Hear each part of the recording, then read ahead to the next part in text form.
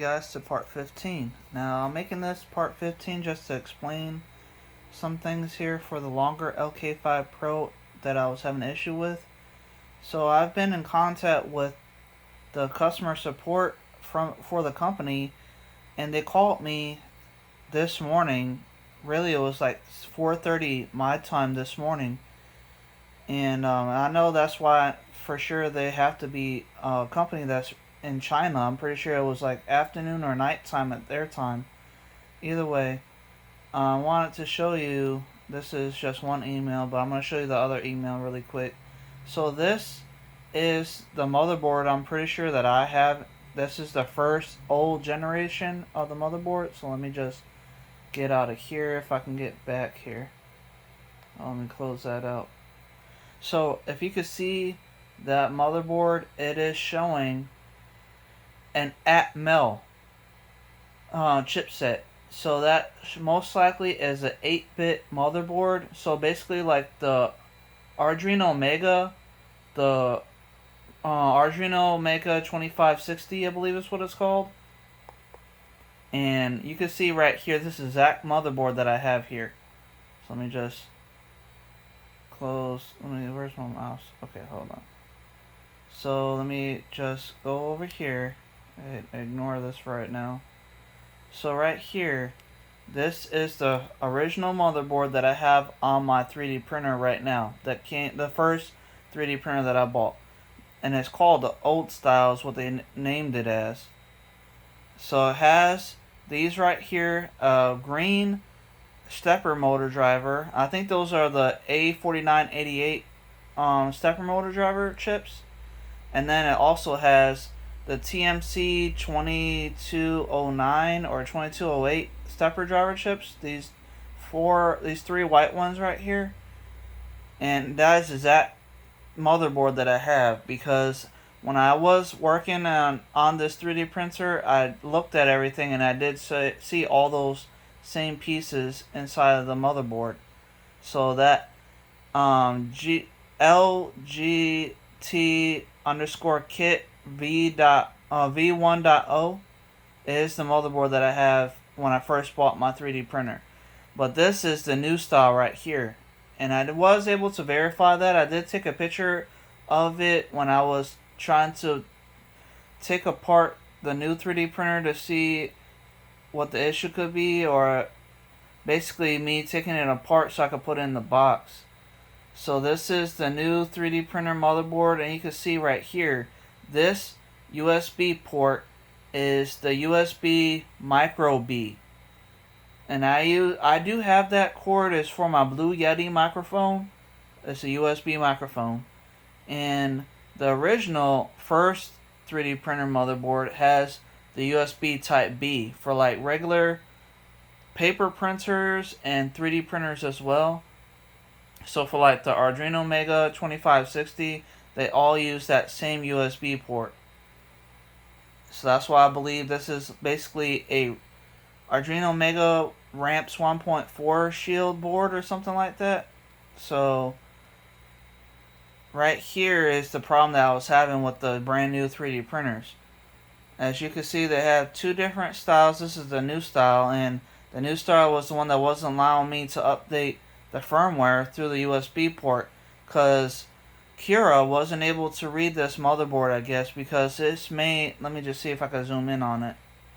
I think this chipset is probably a 32-bit processor. So let me just zoom in a little bit here, because the other one was Atmel. So this could be a 32-bit motherboard chipset, and I think that's the reason why Cura wasn't able to connect to it like it should. So I'm just trying to zoom in really quick. So yeah, it says, I think it says STM32. So that's a 32-bit motherboard, and that's probably why Cura wasn't able to upload the firmware to it.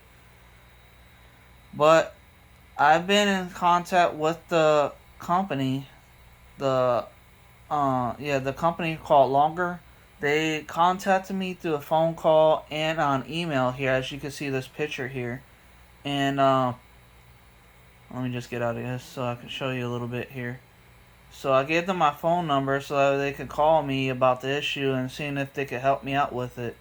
So they called me. I explained what the issue was about the whole touchscreen. I don't believe it's their fault. I believe it's my fault. I think I gave, when I was putting together and putting the box and adding this motherboard with the 3D printers that I just got, I may have gave them my old LCD instead of the new ones that came with the 3D printers. So I think they have the old one that was working on this motherboard that you see up here, the old one. So that's the reason why I'm pretty sure I'm gonna have to have them send me a LCD that has to do with this motherboard right here, this Atmel.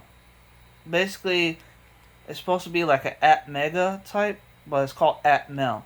But either way, so I know for sure that the old version is an 8-bit processing board, and the new style is a 32-bit. 32-bit is supposed to be faster processing, so it's supposed to be able to handle faster speeds and like information to print. And you can see everything is soldered on, so it doesn't have those standard stepper driver chips that was on the first motherboard, the old one, like the ST. These are probably soldered in STL, the STM 2209 stepper driver chips. They're soldered in. They don't have to the plug and play where you can put in new ones like the old version has right here. Let me just show you that really quick again. So right here, these chips right here, they are able to lift up just using your 2 fingers, pull it out, and you can put in a new one or like different ones or whatever you decide. So that's why I know for sure that the old one is working better because it has the ability to have upgrades if I want it to. But the new motherboard is soldered in stepper driver chips. You can see the heat sinks on them, so you don't see the area where you can pull them out and put them in. So they're soldered in stepper motor driver chips. All 4. 1, 2, 3, 4. So X, Y, Z, and extruder. So I wanted to mention this to you guys so you kind of understand what's going on, why the new 3D printer from the longer company, why it wasn't working. Is because I believe Cura, the Ultimaker Cura software that you can use with the old motherboard here, that can't read the 32-bit processing in the actual firmware to upgrade the firmware to this motherboard because it's not the same exactly. But I did get another, in the email they were telling me that, let me just get down to it.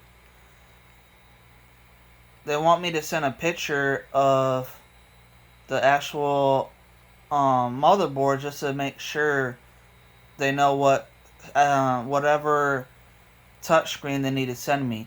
But and I will be doing that. I will just have to take my 3D printer, put it on the side, and take off the fan cover, and then I can get to it. But other than that, I just want to show you guys this information for part 15 because I did have a washer say that he was looking at wanting to get one of these 3D printers too. So just in case you had the same issue, this will hopefully help you out. So with that being said, I'm trying to get to, let me just go to show. See, because I know they sent me another email here. Oh, right here, this is what I want to mention. So they're already working on the new motherboard to be able to get up to past the 250 degrees Celsius. It says, "Hi, we are currently creating new firmware that will allow the hot end of the new boards to exceed 250 C." So that is good news, but the only issue is they're going to have to make sure they can be able to upload the firmware through a different source because I don't think Cura is going to be able to do it since I wasn't able to do it this last time. So I have to wait on what they think about this, but I will be showing them this video just so they can understand what's happening here. and then hopefully they can fix this issue so their new the new 3D printers that they're sending out to sell will be able to fix these issues too. Either way, thank you guys for watching. I'll see you guys in the next episode. Goodbye.